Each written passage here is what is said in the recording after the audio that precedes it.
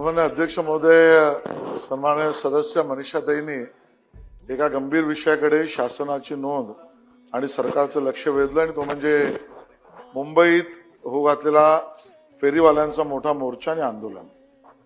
हे खरं आहे की मुंबई शहरामध्ये फेरीवाल्याचा व्यवसाय करून वर्षानुवर्ष स्वतःचं पोट भरून स्वतःच्या कुटुंबाची प्रगती करणं, अशा पद्धतीने जगणारी खूप मोठ्या प्रमाणात कुटुंब आहेत। आपण सगळेजण जाणतो की भाजी विक्रेते असो, वडापाव असो, मासळी विक्रेते असो किंवा अन्य कुठल्याही गोष्टी त्या ठिकाणी वर्षानुवर्ष परंपरागत जे भूमिपुत्र व्यवसाय करतात त्यांनी आपल्या व्यवसायातून प्रामाणिकतेने स्वतःच्या या व्यवसायाच्या रोजगारातून काही लोकांना रोजगार पण दिला आणि स्वतःची कुटुंब आणि त्यांच्या परिवारातल्या लोकांच्या शैक्षणिक व्यवस्था सुद्धा पूर्ण केल्या आहेत। आणि त्यामुळे अतिशय महत्त्वाच्या मुद्द्याकडे मनीषाताईंनी लक्ष वेधलं।